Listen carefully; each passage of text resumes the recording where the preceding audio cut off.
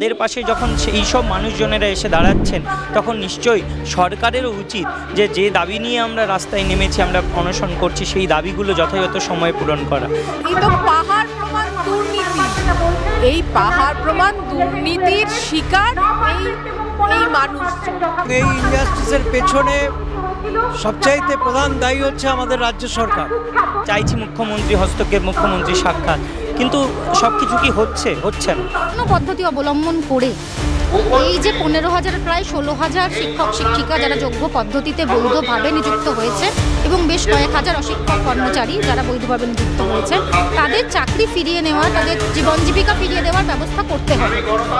মানবাধিকার হরণ, সেটা নাগরিক অধিকার হরণ, সেটা গণতান্ত্রিক অধিকার হরণ, সমস্তভাবে এই মানুষের ওপর যে এইরকম একটা অদ্ভুত অত্যাচার নেমে এলো তার আমরা তীব্র প্রতিবাদ করে যাদেরকে টাকা দিয়ে দুর্নীতিগ্রস্তভাবে ঢুকিয়েছে তারা তো এই নেতা মন্ত্রীদের পিঠের চামড়া তুলেছে, যে কারণে আজও পর্যন্ত রাজ্য সরকার বা শিক্ষা পর্ষদ তারা এই লিস্ট প্রকাশ করছে না।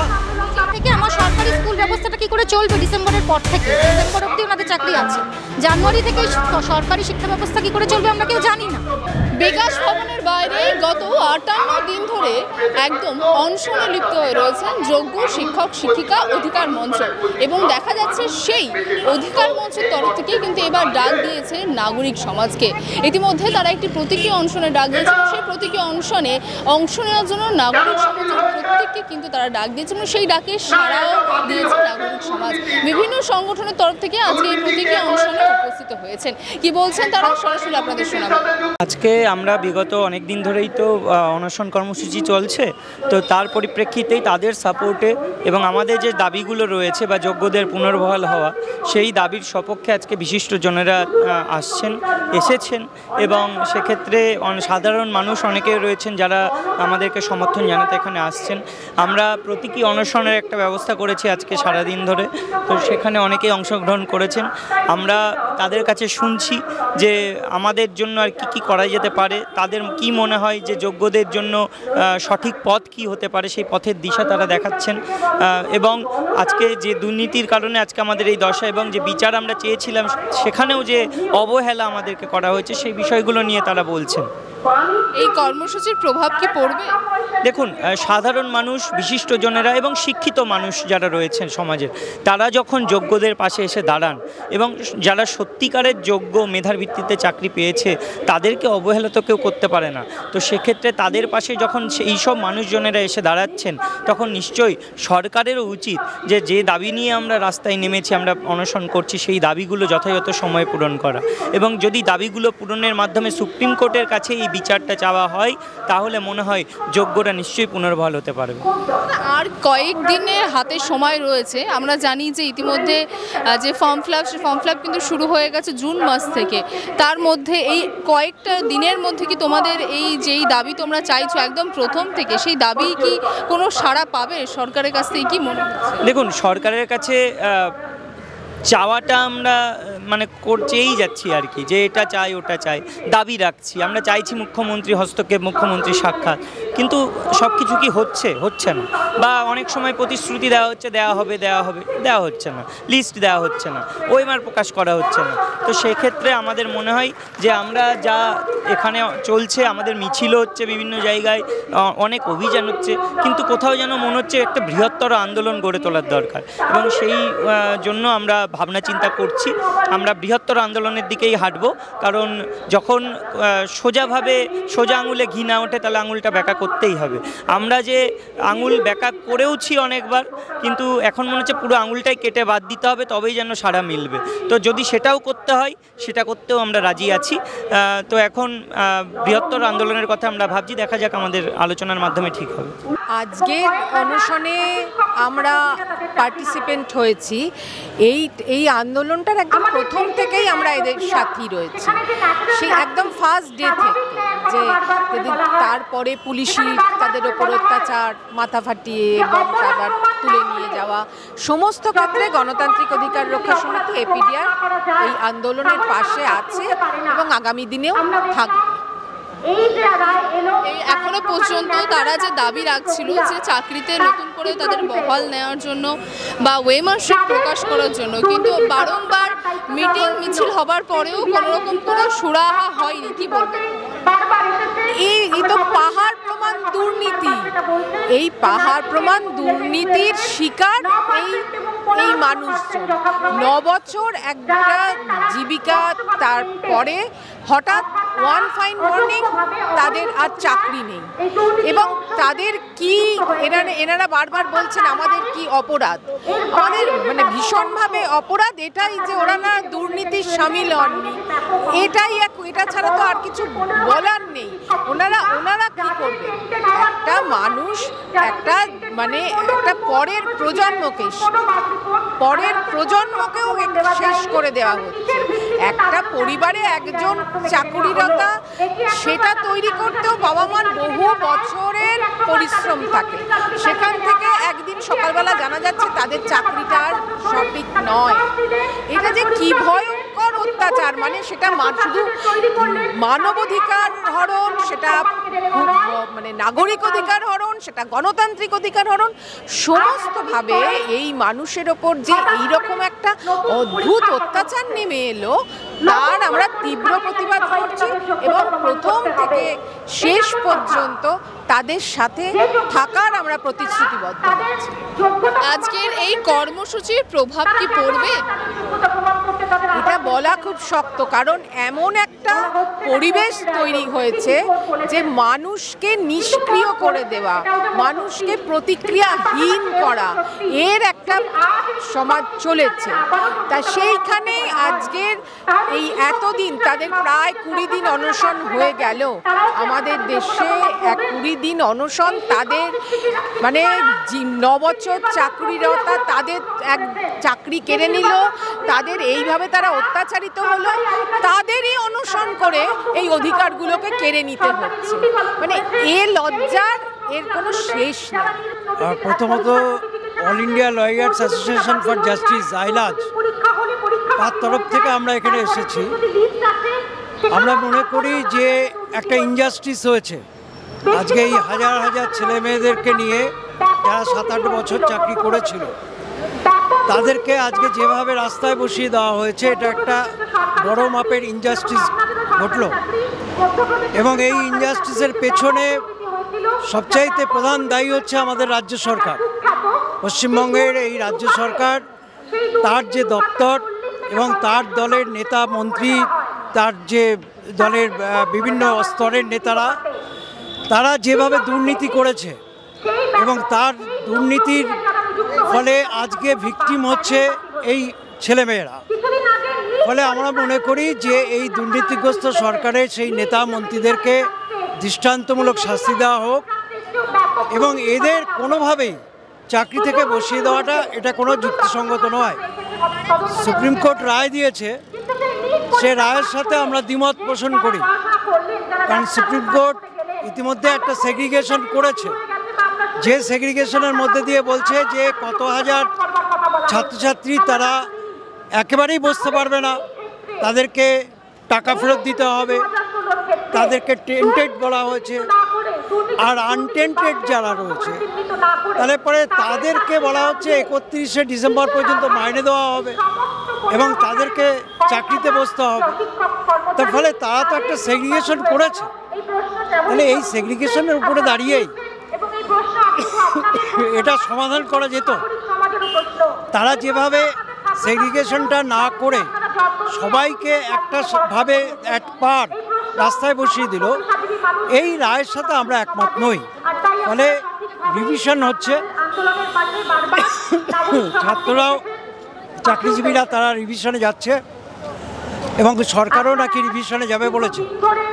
আমরা মনে করি যে যারা টেন্টেড নয় তাদের সার্টিফাইড লিস্ট বের করে এবং মিরর ইমেজ, ওএমআর লিস্ট এগুলো দিয়ে রাজ্য সরকার সে আজকে রিভিশনে যাক।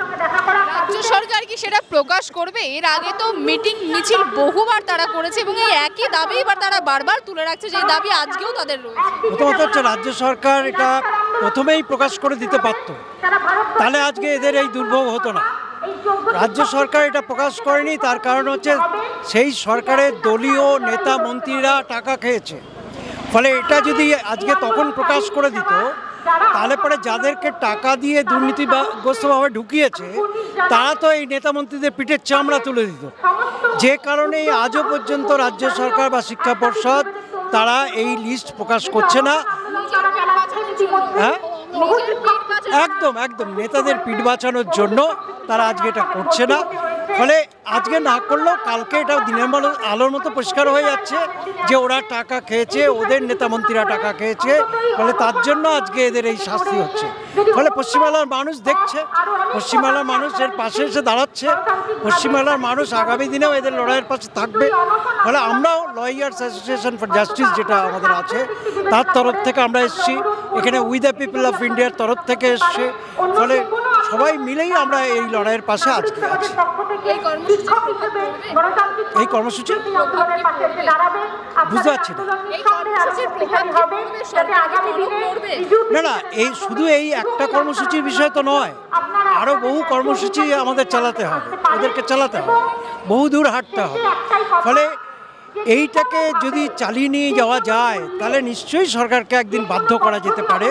কারণ আজকে সব লড়াই রাস্তার লড়াই, শেষ পর্যন্ত সরকারকে বাধ্য করেছে। সেন্ট্রাল গভর্নমেন্টের ক্ষেত্রে দেখবেন কৃষি আইন করেছিল কৃষকরা রাস্তায় বসে, ওটা পার্লামেন্ট থেকে কিন্তু উইথড্র হয়নি, পার্লামেন্টে প্রত্যাহার হয়নি, ওটা প্রথমে প্রত্যাহার হয়েছে রাস্তার আন্দোলনের মধ্যে দিয়ে। ফলে এদের ক্ষেত্রে আজকে যদি এরা এই লড়াইটা যেভাবে চালিয়ে নিয়ে যাচ্ছে, আমরা মনে করি যে খুব সঠিক এই লড়াই চলুক। পশ্চিমবাংলার গণতান্ত্রিক মানুষের পাশে এসে দাঁড়াচ্ছে। ফলে আমরা মনে করি যে এই লড়াই নিশ্চয়ই জিতবে। তো আমরা উই দ্য পিপল অফ ইন্ডিয়ার পক্ষ থেকে এবং আইলাজের পক্ষ থেকে আমরা এদের লড়াইয়ের পাশে থাকব। শিক্ষক শিক্ষিকা অধিকার মঞ্চের পক্ষ থেকে আজ ৩রা জুলাই তারা একটি ডাক দিয়েছিলেন নাগরিকদের উদ্দেশ্যে তাদের সঙ্গে প্রতীকী অনশনে যোগদান করা। আমরা প্রগ্রেসিভ টিচার্স অ্যাসোসিয়েশন অফ বেঙ্গলের পক্ষ থেকে প্রথম থেকেই এই আন্দোলনের সংহতিতে আছি, বিভিন্ন পর্যায়ে তাদের আন্দোলনের পাশে এসে দাঁড়িয়েছি। আজকেও আমরা এখানে এসেছি, আমাদের বেশ কয়েকজন সংহতি অনশন করছেন এবং আমরা স্পষ্টভাবে তারা যে দাবি তুলছেন স্পষ্টভাবেই সেই দাবির সঙ্গে সহমত পোষণ করছি। এবং আমরা বলছি যে কোনো পদ্ধতি অবলম্বন করে এই যে 15,000 প্রায় 16,000 শিক্ষক শিক্ষিকা যারা যোগ্য পদ্ধতিতে বৈধভাবে নিযুক্ত হয়েছে এবং বেশ কয়েক হাজার অশিক্ষক কর্মচারী যারা বৈধভাবে নিযুক্ত হয়েছে, তাদের চাকরি ফিরিয়ে নেওয়ার, তাদের জীবন জীবিকা ফিরিয়ে দেওয়ার ব্যবস্থা করতে হবে। তার জন্য আইনি পথ, রিভিউ পিটিশনের যে পথ, সেখানে যা যা করার হয় সেটা সরকারকে ব্যবস্থা করতে হবে।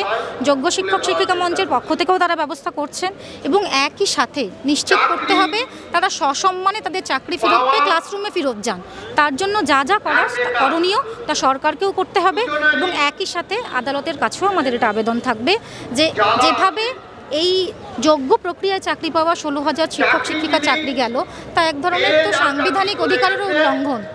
সেই ক্ষেত্রে আমাদের আদালতের কাছেও আবেদন থাকবে যে রিভিউ পিটিশনে নিশ্চয়ই এটা বিচার্য হবে যে যারা দুর্নীতি করেছেন, যারা দুর্নীতিবাজ তারা শাস্তি পাবেন, যারা অন্যায্যভাবে অযোগ্য তারা শাস্তি পাবেন, কিন্তু যারা যোগ্য প্রক্রিয়ায় বৈধভাবে চাকরি পেয়েছেন তাদের চাকরি সসম্মানে ফিরিয়ে দেওয়া হবে, তাদের সামাজিক সম্মান ফিরিয়ে দেওয়া হবে। যে দাবি এই মুহূর্তে রাখছেন, এই দাবি কিন্তু তাদের অনেক আগে থেকে ছিল।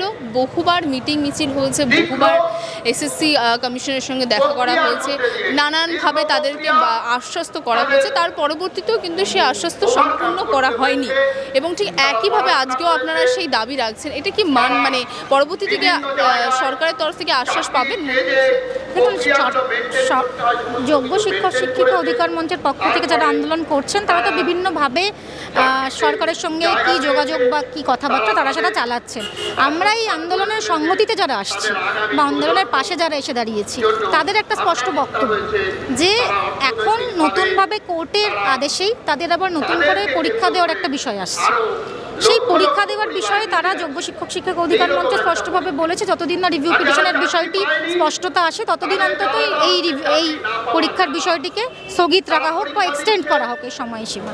এখন দেখুন বিষয় হচ্ছে যে শুধুমাত্র এর আগেও আমরা অনেক রকম ABC প্ল্যানের কথা শুনেছিলাম সরকারের থেকে, কিন্তু আজকে একরকম আমরা দেখছি বারবার ওনারা 13 জুন থেকে অনশন চালাচ্ছেন বিকাশ ভবনের সামনে, কিন্তু একদিনও আমরা দেখলাম না খুব দুর্ভাগ্যজনকভাবে যেভাবে শিক্ষামন্ত্রী বা মুখ্যমন্ত্রী দেখা করতে এলেন, তারা বারবার আবেদন করেছেন শিক্ষামন্ত্রীর সঙ্গে দেখা করা। এই রিভিউ পিটিশন যে সরকারও ফাইল করছে, সরকারের কি এটা দায় নয় যে তারা সেই রিভিউ পিটিশনে কি কি করছেন তার যে ডিটেল সেটা এই মঞ্চের সদস্যদের সাথে শেয়ার করুক? কারণ এদের তো চাকরি চলে গেছে, এদের তো জীবন জীবিকা চলে গেছে, সামাজিক সম্মান চলে গেছে, তাহলে সেই বিষয়েও তো কথা বলার তাদের অধিকার আছে, জানার অধিকার আছে যে কি রিভিউ পিটিশন হচ্ছে, অথচ সেই বিষয়ে কোনো উদ্যোগ আমরা দেখছি না। ফলে এই সমস্ত জায়গা থেকে এটাই তো মনে হচ্ছে যে একদিকে যেমন তারা তাদের এই শিক্ষক শিক্ষিকারা তাদের রাস্তার আন্দোলন চালাচ্ছেন এবং একই সাথে তারা তাদের আইনি আন্দোলন চালাচ্ছে। আমরা আশা করছি আগামী দিনে এই আন্দোলন সফল হবে এবং তারা তাদের যোগ্য যে চাকরির কতটা প্রভাব এই কর্মসূচি? দেখুন, এই কর্মসূচির একটা অন্যতম উদ্দেশ্য ছিল শুধুমাত্র শিক্ষক শিক্ষিকাদের যারা অ্যাফেক্টেড তাদের মধ্যে সীমাবদ্ধ না রেখে এটাকে একটা বড় প্ল্যাটফর্মে নিয়ে যাওয়ার বা নাগরিকদের বিভিন্ন অংশের সঙ্গে এটার একটা সংযুক্তি ঘটানো। কারণ যতদিন না এই বিষয়টি নাগরিক সমাজের বিষয় হিসেবে উঠে আসছে, আমরা আরজিকর আন্দোলনে যেভাবে দেখেছিলাম, যতদিন না এটি নাগরিক সমাজের বিষয় হিসেবে উঠে আসছে, কারণ এটা শুধুমাত্র চাকরি যাওয়ার বিষয় না। এই 16,000 শিক্ষক শিক্ষিকা চাকরি যাওয়া মানে তো সরকারি শিক্ষা ব্যবস্থার উপর একটা বড় আঘাত। কাল থেকে আমার সরকারি স্কুল ব্যবস্থাটা কি করে চলবে? ডিসেম্বরের পর থেকে, ডিসেম্বর অবধি ওনাদের চাকরি আছে, জানুয়ারি থেকে সরকারি শিক্ষা ব্যবস্থা কি করে চলবে আমরা কেউ জানি না। তাহলে এটা তার উপর একটা বড় আঘাত। আর যেভাবে ক্রমাগত বেসরকারিকরণ, ক্রমাগত কন্ট্রাকচুয়ালাইজেশন হচ্ছে, রিক্রুটমেন্ট হচ্ছে না বছরের পর বছর ধরে, কলেজ সার্ভিস কমিশনের একটা রিক্রুটমেন্ট হতে 5 বছর 6 বছর লেগে যাচ্ছে, তা নিয়েও বিভিন্ন প্রশ্ন আছে। ফলে এই সামগ্রিক সরকারি শিক্ষা ব্যবস্থার আঘাতের প্রশ্ন এটা। এক্ষেত্রে এটা নাগরিক সমাজেরও দায়িত্ব যে এই বিষয়টিকে সামনে নিয়ে আসার এবং শুধুমাত্র তারা যে দাবি করছেন এই দাবিটা শুধু তাদের একার দাবি নয়, এটা আসলে আমার আপনার সবার স্বার্থের সাথে জড়িত। এইটাকে সামনে তুলে আনার কারণ উদ্দেশ্যেই আজকের এই কর্মসূচি ওনারা ডাক দিয়েছেন। আরো ভালো ভালো খবর দেখতে সাবস্ক্রাইব করুন বাংলা হান্টের ইউটিউব চ্যানেল। বাংলা হান্টের আরো খবর দেখতে নজর রাখুন। বাংলা খবর মানেই বাংলা হান্ট।